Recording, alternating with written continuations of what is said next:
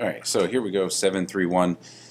We are going to be looking at differential equations in the to get a general equation or to get an explicit equation.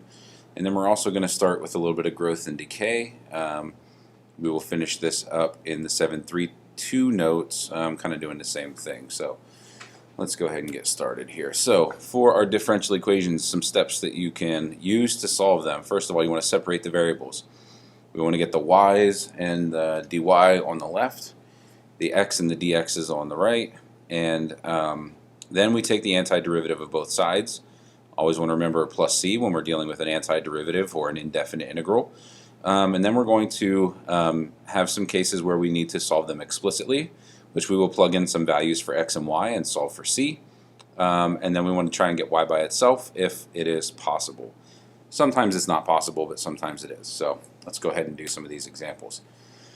So when you see this find all functions, that means we're going to have a plus c because it could be multiple functions giving us the same answer. Remember, we talked about that with the slope field. So what we need to do is if there are any y terms, we need to get them over to the left. We don't have any y terms here, so we're just going to have dy.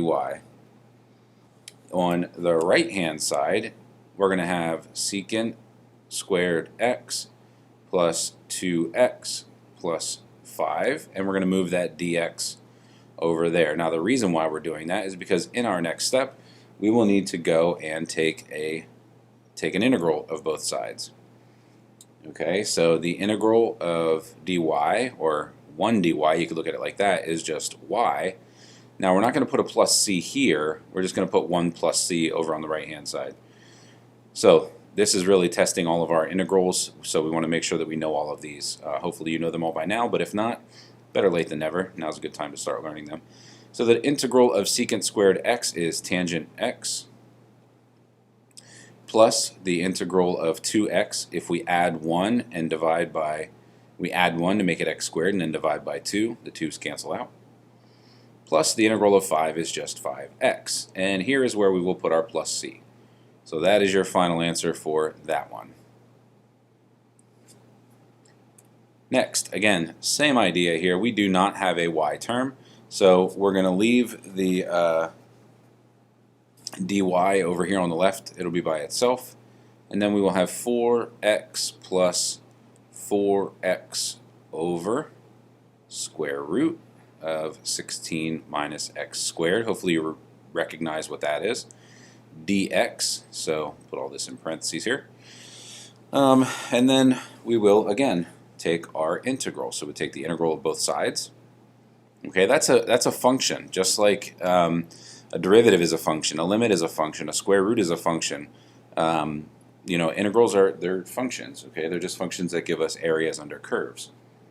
So again, the integral of dy is just y. On my right hand side, I will do these integrals separately. So the 4x, the integral of 4x is 2x squared. Again, we would add 1 to our exponent, divide by that number, so 4 over 2 will give us 2x squared, plus when you do the integral of this second part, it kind of looks a lot like sine inverse, because we would have like 4 squared minus x squared. But remember that in order for us to have, if this is x squared, then we would need to have du, the derivative of x, would be 1. We would need that on the numerator. So since we don't have that, what this is actually going to be is a u substitution form. So 16 minus x squared. And then du is equal to negative 2x dx. I can take this and split it up into 2 times 2x. So I have the 2x, I don't have the negative though, so I'm going to divide both sides by negative 1. So that'll move that over. Okay, so what I'm left with then now is a negative 2, the negative from right here, this negative, the 2 from splitting that up, because I needed, like I said, I needed the 2x dx. So I have 2x dx if I factor that 2 out, times the integral of 1 over square root of u du. So y is equal to 2x squared. I'm just going to bring that along here for now. Minus 2, the integral of square root of u on the denominator would move it up to the top, would be u to the 1/2 divided by 1/2. And I'm going to go ahead and put my plus c right there. So final answer, y equals 2x squared minus 2 divided by 1/2 is 4. I'm going to replace my u with a 16 minus x squared, and you could leave that as the power of 1/2, or you can put it back under the square root, doesn't really matter. That's what you should get for your final answer. Alright, last one that we're going to do of these type, and then we're going to move on to a different type of problem. Excuse me. So now, we can see that we have a y term, so we're going to move that over. So it's on the numerator there, so that means it'll be on the denominator over here. So 1 over square root of y dy. Now, typically I always leave the constants on the right hand side, but that doesn't really matter. That could have been moved over with the square root of y if you wanted to, but I just like to leave it over here.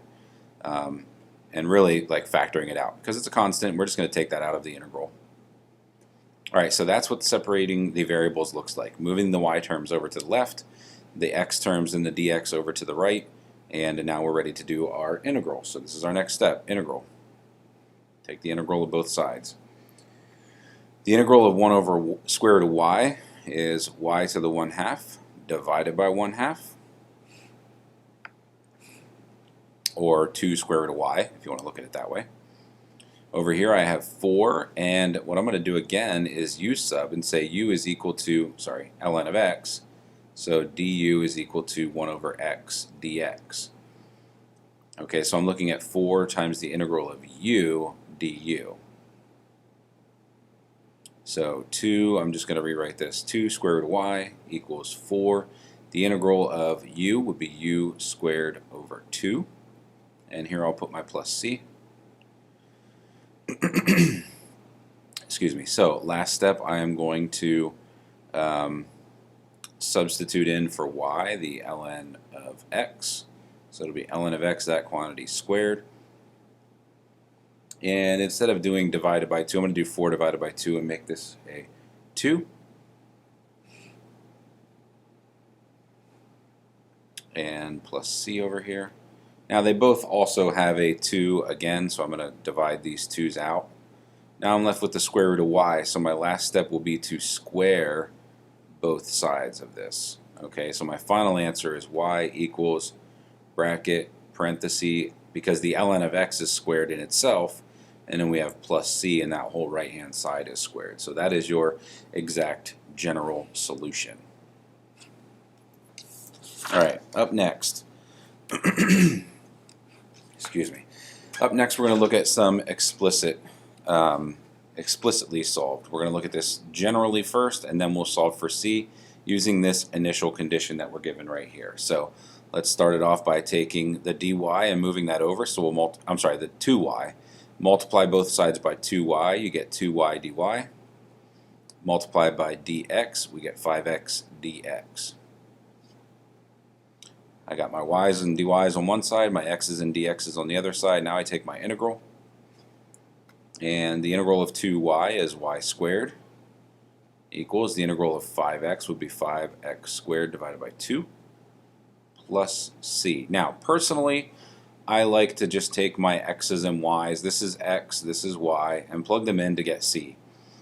You could solve this for y first and then do it, but I just like to do that right here. So that's what I'm going to do right now, is I'm going to say y is 3, so I have 3 squared is equal to 5 over 2 times x squared plus c, and this will give me my value for c, so I can find my exact solution by figuring out what that constant is equal to. So 9 minus 5 over 2 is equal to c, so this gives me 13 over 2.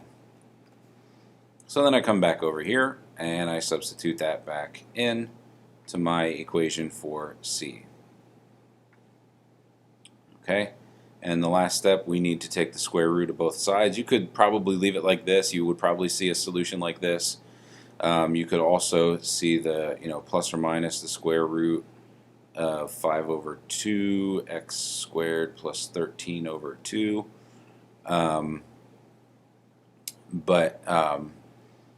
Since our y value was positive for 1, you wouldn't need the plus or minus. You could just have a positive. You just kind of have to look at your solutions that you're given and see what the answer is. Okay, multiple choice questions, you're going to look at the answers and see which one matches yours, or it can be changed around to be equal to yours. Alright, another one here. Again, I want to take and move this y term over, and then I'm going to take the dx and move that back over. So divide the y, so 1 over y dy is equal to 6x squared dx. Multiply both sides by dx. And again, I know my x coordinate is 0 and my y coordinate is 1. So I will plug those in once I do my integral, which is coming up here in this next step. So take the integral of both sides. The integral of 1 over y is ln, absolute value of y. The integral of 6x squared is 2x cubed plus c. And again, I want to figure out what this value for c is. So I have ln of 1. I don't need the absolute values because 1 is already positive. Equals 2 times 0 cubed. We don't really care about that. That's just 0. Equals c. So what is ln of 1? Well, ln of 1 is just 0. So 0 is equal to c. So that means that c is 0. So I'm going to come back up here. Say ln of y is equal to 2x cubed plus 0. But again, I don't need to write that. So now to get y by itself, I'm going to raise both sides to the power of e. And that will cancel these out to leave me with y equals e to the 2x cubed. And again, I don't have to worry about the absolute values because e raised to the 2x cubed is always positive. Okay, so there's your final answer for that one. Alright, so now we're going to get into some exponential growth and decay. So again, we're going to look at this two different ways. The first way is as a rate. So the rate at which something changes is given by this formula. dy dt equals k times k is a constant times the function y. Now we can take this and do the same thing, so we can divide by y and have 1 over y dy equals k times, k times dt, and we can do our integral of this. Okay, so I'm going to show you how we get to that other formula. Do the integral of this. So I end up with the integral of 1 over y is ln y, absolute value, equals the integral of k. Remember, k is just a constant, so if I take that with respect to t, it's k times t plus c. And if you remember, maybe you don't remember this, but a while back I told you that when we do this, we're going to have to differentiate, or we're going to have to separate our constants. So one way is with these problems, you'll use k for a constant, but also using a subscript. So I'm going to say c sub 1, oops, that was supposed to be a pen. C sub 1 is this constant, and I'll show you why here. So if I take e, if I raise both of these sides, so this to the power of e, and I say e to this power, all of those are in the power. Over here, e and ln cancel out, so I'm left with y. Now, over here, if I have e to the kt plus c sub 1, go back to your exponent rules for algebra. When do I add exponents? And that is when they are being multiplied. So e to the kt times e to the c sub 1. So ask yourself this, because I can't ask you and get an answer. But if I could, I would say, what is e raised to a constant? If I have e raised to the third, or e to the fifth, or e to the negative sixth, or whatever, this right here is equal to a constant. So my final answer is y equals c. This is a separate constant than this constant, because this constant has a subscript of 1. So this is a different constant, times e raised to the kt. Okay, so this is your function. This is the rate of that function, dy dt. Okay, so they're the same thing. We can obtain them by taking integrals or derivatives. And you'll see that right here. Okay, if y is a differential function of t such that y is greater than 0 and y prime equals ky, that's what we had in that last slide, then we can get this. And I just showed you how we got that. This is exponential growth when k is a positive number, and it is exponential decay when k is a negative number. Okay, so you have like exponential growth and decay. Let me show you what they look like. Exponential growth would look like this, going up. Exponential decay would look like this. Okay, all of them as this one, like when this function approaches 0 going towards negative infinity, you get approaches 0 when you approach, as the limit as x approaches infinity of this one would be 0. So they're just not inverses, I'm sorry. They're just mirror images. They're flipped around the y-axis. They both pass through the point 0, 1, but growth and decay are very different. So let's look at some of these problems. We're going to end it with this one here. You've probably heard of carbon dating. People do this a lot when they're trying to figure out how old like dinosaur bones are and stuff like that. So that's what this carbon-14 is from. That's from carbon dating. So carbon-14 has a half-life of 5,715 years. So that means after 5,715 years, carbon-14 is half the size of what it used to be. So let's think about what this will look like. So if I have, this is kind of like a pre-calc problem. Half of its life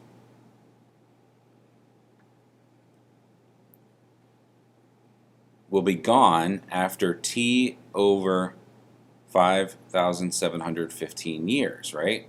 So if I plug 5,715 in for t, I get a fraction of 1, so I have 1/2 times my original amount, which is c. Okay, so the question here, I have two questions. After 1,000 years and after 10,000 years, I want to know what is it. So I'm starting with 3 grams, so y equals 3 times, we have the half-life of t over 5,715, which, by the way, I want to back up here and tell you that sometimes if it has exponential growth, the base will be e. But if it has exponential growth or decay of a different value, like this says the half-life, then your base will be something other than e, and mainly it'll be a half or whatever it tells you. So if we plug this into our calculator then, for 1,000 years, so I'm going to say 1,000 over 5,715. If you take that, plug it into your calculator, we're going to do 3 decimal places, it'll be 2.657 grams will be left after 1,000 years. The second part says how much is left after 10,000 years. So again, we're just going to plug 10,000 in for t. Divide that by 5,715, and we get that there is approximately 0.892 grams left after 10,000 years. Okay? So again, that's just kind of like the starting point. We're going to finish off exponential growth and decay in the 732 notes. So, but this is kind of like a pre-calc question that you guys didn't really get to cover in pre-calc because you didn't get to that section. So there you go. Here's some problems to try. And again, like always, if you have questions, just let me know.